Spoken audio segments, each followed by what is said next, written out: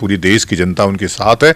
मैंने भी अभी कहा है, उनकी माँ और उनके भाई मिलने आए थे तो मैंने कहा कि ये केस पूरा मैं लड़ूंगा और अब तमिलनाडु का जो मुकदमा है वो मैं लड़ूंगा। अब मेरे ख्याल से 30 दिन के पहले ही मनीष कश्यप को बाहर निकालूं। जो काम गरीबों के लिए वो कर रहा है वो उसके लिए पूरा आशीर्वाद, सहयोग और तन मन और धन से पूरी तरह से हम और हमारा जो ट्रस्ट है, हमारा जो परिषद है, हमारे जो भक्त हैं, सबका मैं आह्वान करूंगा कि खुल करके मनीष कश्यप का साथ दीजिए। चूंकि ये आवाज है, ये आवाज दबनी नहीं चाहिए, बुलंद रहनी चाहिए। और यहां से अगर मनीष कश्यप भी उस चैनल को देखेंगे तो मैं कहूंगा आप अपने आप को भगत सिंह समझ करके हंसते हुए जेल को काटिए, हंसते हुए जेल में रहिए।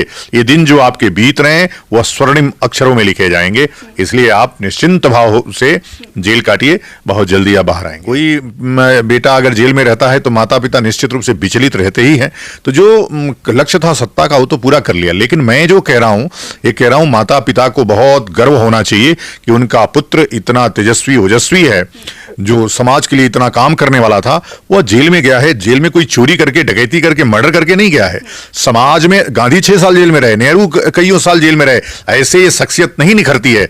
जेल जाना पहले ये पूछा जाता था, जब कोई राजनीति में प्रवेश करता था तो पूछा जाता था कितनी बार जेल में गए।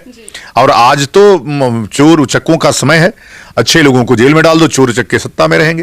तो मनीष कश्यप के परिवार के लोगों को भगवान शक्ति दे और विशेष रूप से मैं मां शांभवी से प्रार्थना करता हूं कि उनको इस समय ये संबल प्रदान करे। क्योंकि राष्ट्रवादी चैनलों की संख्या बहुत कम है, हिंदूवादी चैनलों की संख्या बहुत कम है, और जो विपक्ष के लोग हैं, विरोधी लोग हैं, मतलब वामपंथी लोग हैं, उनकी संख्या बहुत है, प्रबल है।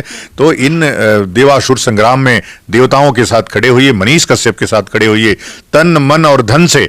जैसे भी मनीष कश्यप को और उनके चैनल को सहयोग आप कर सकते हैं करिए। हमने संकल्प लिया है कि जो मदुरई का जो मामला है, मुकदमा है, वो मैं स्वयं लड़ूंगा और उनको वहां से जेल से बाहर निकालूंगा।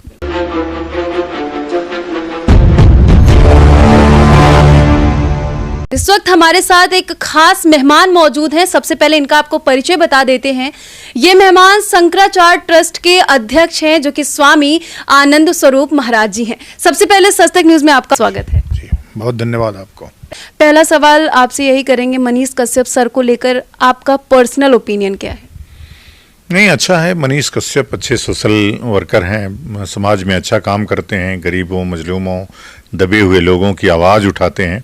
क्योंकि हम लोग तो कभी मिले नहीं, सोशल मीडिया से उनको देख रहे हैं, और सोशल मीडिया में जो यूट्यूब की क्रांति आई उसमें मनीष कश्यप का भी बहुत बड़ा योगदान है। और मुझे लगता है कि आज जो यूट्यूब की पत्रकारिता है, आज रवीश कुमार से लेके अजीत अंजुम और साक्षी जोशी, जितने भी एंटी हिंदू जर्नलिस्ट हैं, वो सब लोग उनके बाद आए हैं और उनको मुझे लगता है कि उनसे सीख के आए हैं। तो मनीष कश्यप जी तो जो काम कर रहे थे, उसी लिए सरकार ने अपना जो सत्ता का दमन है वो चलाया, क्योंकि सत्ता उससे हिल रही थी मनीष कश्यप से। मैं मिला नहीं हूँ, मैं जो अपनी ओपिनियन बना पाया हूँ सोशल मीडिया से ही बना पाया हूँ। क्योंकि जब आदमी फिल्म देखता है तो जो देखने वाला दर्शक है वो समझता है कि आखिर वास्तव में खलनायक कौन है। तो खलनायक उसको पता होता है, लेकिन खलनायक अंत में मारा जाता है लास्ट में फिल्म में। इस फिल्म में भी खलनायक अंत में मारा जाएगा, जो नायक है मनीष कश्यप वो निकल करके बाहर आएगा। और चूंकि जो इतने गरीबों की, मजलूमों की का इतना आशीर्वाद है उनके साथ, तमाम माताओं की, बहनों की, पीड़ितों की आवाज़ है मनीष कश्यप, और उनका आशीर्वाद है सब मनीष कश्यप के ऊपर। तो मनीष कश्यप निकल करके आएंगे। और मैं जानता हूं कि लीगल कोर्स होता है। कोई भी व्यक्ति, कोई सत्ता का व्यक्ति न्यायपालिका से बड़ा नहीं है। अभी जो सुप्रीम कोर्ट में हुआ है परसों, वो भी एक न्यायिक प्रक्रिया है। क्योंकि उनको नीचे से आना चाहिए था, सीधे ऊपर आ गए। जज ने कहा भाई कि आप जाकर के पहले निचली अदालत में, हाई कोर्ट में देखिए। हाई कोर्ट में मुकदमा अभी लड़ेंगे हम लोग बहुत जल्दी। स्वामी जी, अगला सवाल करेंगे लीगल केसेस को। एक बार हम जो भी लीगली कार्यवाही उसको साइड में रखते हैं। एक बार मनीष कश्यप सर के साथ जो कुछ हो रहा है, क्या वो सही हो रहा है? नहीं, ये तो कोई नहीं कहेगा कि मनीष कश्यप के साथ जो हो रहा है गलत हो रहा है। वो पहले भी जब देश गुलाम था तो भगत सिंह के साथ ऐसा हुआ, चंद्रशेखर आजाद के साथ ऐसा हुआ, सुभाष बाबू के साथ ऐसा हुआ, नेहरू के साथ ऐसा हुआ, गांधी के साथ बहुत बार ऐसा हुआ। तो जो भी व्यक्ति सत्ता के खिलाफ खड़ा होता है और दबे कुचलों की आवाज बुलंद करता है और सत्ताओं को लगता है कि इससे हमारी सत्ता हिल सकती है, तो उसको दबाने का, उसका दमन करने का प्रयास करता है। वही प्रयास बिहार सरकार ने किया तमिलनाडु सरकार से मिल करके, चूंकि दोनों जगह एंटी हिंदू गवर्नमेंट है और मनीष कश्यप हिंदूवादी यूट्यूबर हैं, हिंदुत्व के पक्ष में खड़े रहते हैं। और मनीष कश्यप और उनके परिवार वालों को भी मैं कहूंगा बहुत धैर्य से काम लेने की आवश्यकता है। भगत सिंह की मां को गर्व होना चाहिए, वैसे ही मनीष कश्यप की मां को और उनके भाई को भी गर्व होना चाहिए कि यह जो मनीष कश्यप जेल गए हैं यह राजनीतिक षड्यंत्र के तहत गए हैं, लोग उनके साथ मिल करके। और इसको मेरे ख्याल से पूरी देश की जनता उनके साथ है।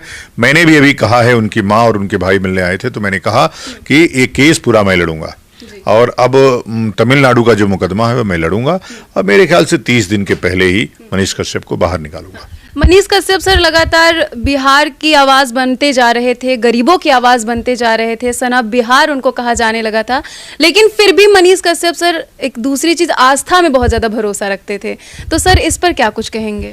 नहीं, वो जो हुआ है अभी उनके साथ वो तो आस्था होने के नाते ही, तिलक लगाने के नाते ही, सिखा रखने के नाते ही हुआ है उनके साथ।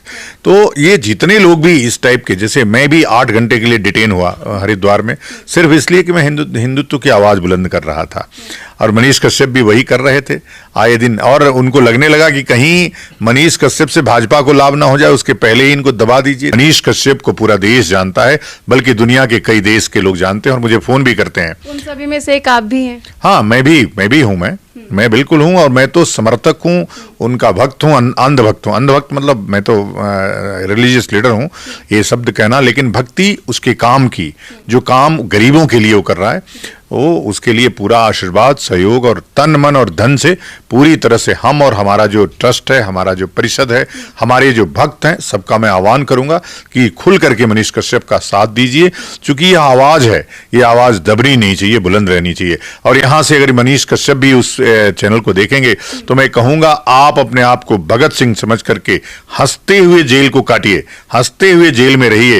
ये दिन जो आपके बीत रहे हैं वह स्वर्णिम अक्षरों में लिखे जाएंगे, इसलिए आप निश्चिंत भाव से जेल काटिए, बहुत जल्दी आप बाहर आएंगे।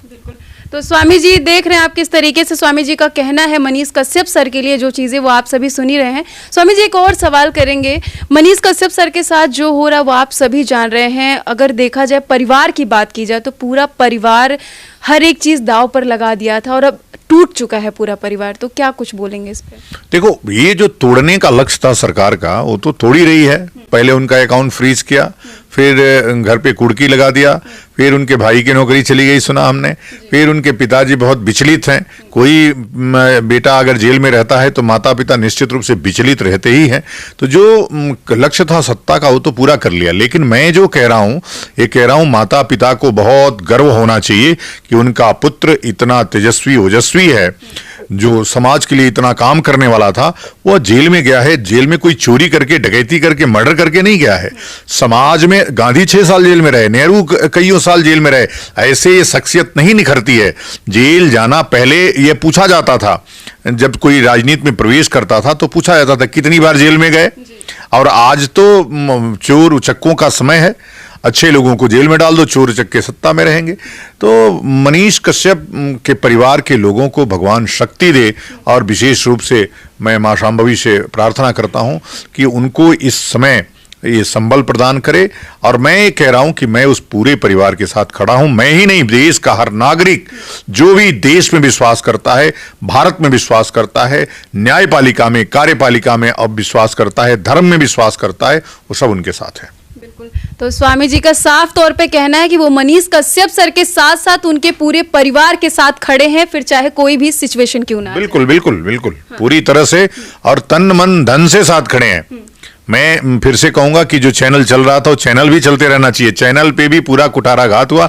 आप सबकी भी जिम्मेदारी है कि मनीष कश्यप ने आप लोगों को खड़ा किया और ये उनका दुर्दिन है, एक तरह से कहिए जेल में है, तो आप सबको मनीष कश्यप बनकर के खड़े रहना चाहिए और इस चैनल को और गति प्रदान करके 7 मिलियन से 20 मिलियन पहुंचाना चाहिए। बिल्कुल। स्वामी जी एक और सवाल करेंगे, आपके अभी किन किन क्षेत्रों में कार्य हो रही है? ये सवाल तो अभी मनीष कश्यप सर से रिलेटेड जो कुछ भी था वो पूरा हुआ, तो अभी किन किन क्षेत्रों में आपका काम चल रहा है? हम लोग स्वास्थ्य के क्षेत्र में हमारे 10-15 स्कूल हैं, स्कूल चलते हैं, एक मेडिकल कॉलेज है ट्रस्ट का, तो कई क्षेत्रों में स्वास्थ्य, शिक्षा, चिकित्सा, इन क्षेत्रों में जो काम है संत का सर्वभूत हिते रतः इति साधु, जो सदा दूसरों की भलाई में लगा रहे वही साधु है। तो मैं भलाई के जितने भी काम होते हैं, स्वास्थ्य, शिक्षा और विकास का, वो काम हम लोग कर रहे हैं। धर्म के क्षेत्र में कर रहे हैं। आध्यात्मिक उन्नति कैसे लोगों की होगी, इसके लिए गुरुकुलों की स्थापना जगह जगह हो रही है, मंदिरों की स्थापना जगह जगह हो रही है, मठों की स्थापना जगह जगह हो रही है। मठ हमारे पास 9 हैं, अब 10वां बनारस में बन रहा है, तो अब 10 हो जाएंगे कुल। 10 भारत में है और एक नीदरलैंड में छोटा सा जायस्ट एक शहर है जहाँ छोटा सा एक आश्रम है। जाते जाते हमारे दर्शकों को क्या कुछ संदेश देना चाहेंगे आप अपनी तरफ से? नहीं, दर्शकों को इस चैनल को के लिए संदेश है, इस चैनल को बढ़ाइए, क्योंकि राष्ट्रवादी चैनलों की संख्या बहुत कम है, हिंदूवादी चैनलों की संख्या बहुत कम है, और जो विपक्ष के लोग हैं, विरोधी लोग हैं, मतलब वामपंथी लोग हैं, उनकी संख्या बहुत है, प्रबल है। तो इन देवासुर संग्राम में देवताओं के साथ खड़े होइए, मनीष कश्यप के साथ खड़े होइए, तन मन और धन से, जैसे भी मनीष कश्यप को और उनके चैनल को सहयोग आप कर सकते हैं, करिए। हमने संकल्प लिया है कि जो मदुरई का जो मामला है, मुकदमा है, वो मैं स्वयं लड़ूंगा और उनको वहां की जेल से बाहर निकालूंगा। तो स्वामी आनंद स्वरूप महाराज जी से हमारी खास बातचीत आपको कैसी लगी, कमेंट सेक्शन में जाकर के जरूर बताइएगा। आगे आपको ऐसी ही जानकारी देते रहेंगे। जय हिंद और स्वामी महाराज जी आपका भी शुक्रिया। नमो नारायण। आप सबको बहुत बहुत धन्यवाद।